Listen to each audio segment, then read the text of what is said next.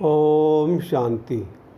मुरली तारीख 11/5/2024। मीठे बच्चे, तुम्हें अभी अल्लाह मिला है तो सुलटे बनो, अर्थात अपने आपको आत्मा समझो। देह समझना ही उल्टा बनना है। प्रश्न: किस एक बात को समझने वाले बेहद के वैरागी बन सकते हैं? उत्तर: पुरानी दुनिया अब होपलेस है, कब्रिस्तान बनना है। यह बात समझ ली तो बेहद का वैरागी बन सकते हैं। तुम जानते हो अब नई दुनिया स्थापन हो रही है। इस रुद्र ज्ञान यज्ञ में सारी पुरानी दुनिया स्वाहा होनी है। यही एक बात तुम्हें बेहद का वैरागी बना देगी।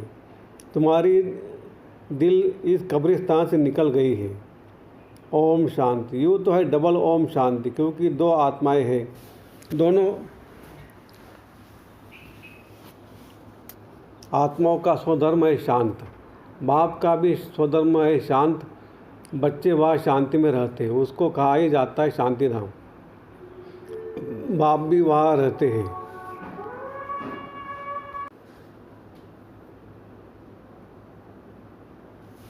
बाप तो सदैव पावन है, बाकी जो भी मनुष्य मात्र है वह पुनर्जन्म अपवित्र बनते हैं। बाप बच्चों को कहते, बच्चे अपने को आत्मा समझो। आत्मा जानती परम पिता परमात्मा ज्ञान का सागर है, शांति का सागर है।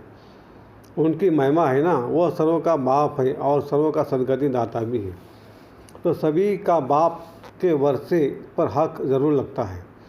बाप से वर्षा क्या मिलता है बच्चे जानते हैं। बाप है ही स्वर्ग का रचयिता, तो ज़रूर स्वर्ग का वर्षा ही देंगे, और देंगे भी ज़रूर नर्क में। नर्क का वर्षा दिया है रावण ने। इस समय सब नर्कवासी है ना, तो ज़रूर वर्षा रावण से मिला है। नर्क और स्वर्ग दोनों है, यह कौन सुनते हैं? आत्मा। अज्ञान काल में भी सब कुछ आत्मा करती है, परंतु देह ईमान के कारण समझते शरीर सब कुछ करता है। हमारा स्वधर्म है शांति, शांत। ये भूल जाते हैं हम रहने वाले शांति धाम के हैं। यह भी समझाना चाहिए कि सचखंड ही फिर झूठखंड बनता है। भारत सचखंड था, फिर रावण राज्य झूठखंड भी बनता है। ये तो कॉमन बात है। मनुष्य क्यों नहीं समझ सकते हैं? क्योंकि आत्मा तमो प्रधान हो गई है, जिसको पत्थर बुद्धि कहते हैं। जिसने भारत को स्वर्ग बनाया, पूज्य बनाया, उनको ही फिर पुजारी बन गाली देते हैं। इसमें भी कोई का दोष नहीं है। बाप बच्चों को समझाते यह ड्रामा कैसे बना हुआ है, कैसे पूज्य से पुजारी बने हैं। बाप समझाते आज से 5000 वर्ष पहले भारत में आदि सनातन देवी धर्म था, कल की बात है। परंतु मनुष्य बिल्कुल भूले हुए हैं। ये शास्त्र आदि सब भक्ति मार्ग के बैठ बनाए हैं। शास्त्र ही भक्ति मार्ग के लिए, न कि ज्ञान मार्ग के लिए।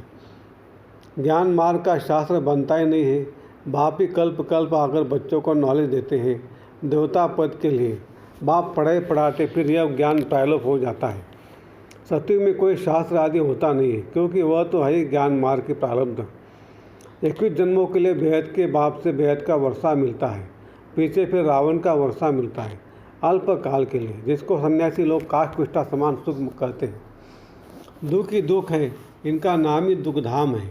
कलयुग के पहले है द्वापर, उसको कहेंगे सिमी दुखधाम।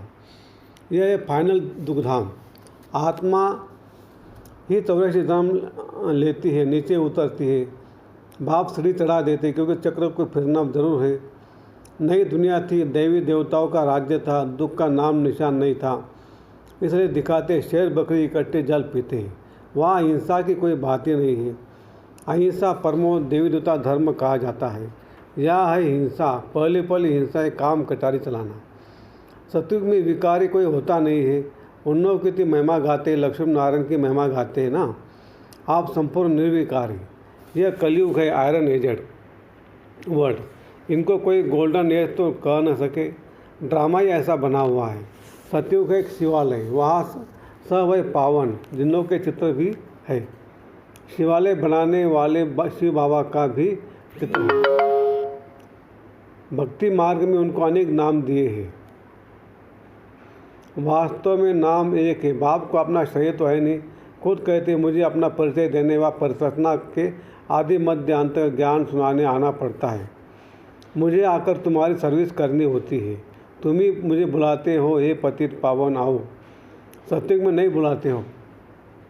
इस समय सब बुलाते, क्योंकि विनाश सामने खड़ा है।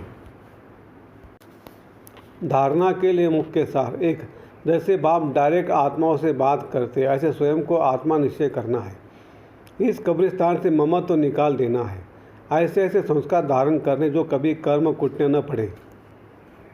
2, जैसे बाप ड्रामा पर अटल होने के कारण किसी को भी दोष नहीं देते, गाली देने वाले अपकारियों पर भी उपकार करते हैं, ऐसे बाप स्वयं बनना है। इस ड्रामा में किसी का दोष नहीं है, ये एक्यूरेट बना हुआ है। वरदान। हर कदम में वरदाता से वरदान प्राप्त कर मेहनत से मुक्त रहने वाले अधिकारी आत्मा भव। जो है ये वरदाता के बच्चे, उन को हर कदम में वरदाता से वरदान स्वतः ही मिलते हैं। वरदान ही उनकी पालना है, वरदान उनकी पालना से ही पलते हैं। बिना मेहनत की इतनी श्रेष्ठ प्राप्तियां होना, इसे ही वरदान कहा जाता है। तो जन्म जन्म प्राप्ति के अधिकारी बन गए। हर कदम में वरदाता का वरदान मिल रहा है और सदा ही मिलता रहेगा। अधिकारी आत्मा के लिए दृष्टि से, बोल से, संबंध से वरदान ही वरदान है। स्लोगन है, समय की रफ्तार के प्रमाण पुरुषार्थ की रफ्तार तीव्र करो। अच्छा, ओम शांति शांति शांति। शुक्रिया बाबा, शुक्रिया आपका, लाख लाख शुक्रिया। Thank you thank you thank you. कम बोलेंगे, धीरे बोलेंगे, मीठा बोलेंगे, सोच समझ कर बोलेंगे और तोल तोल के बोलेंगे और खुशी खुशी से घर जाएंगे। Thank you Baba, thank you, शुक्रिया।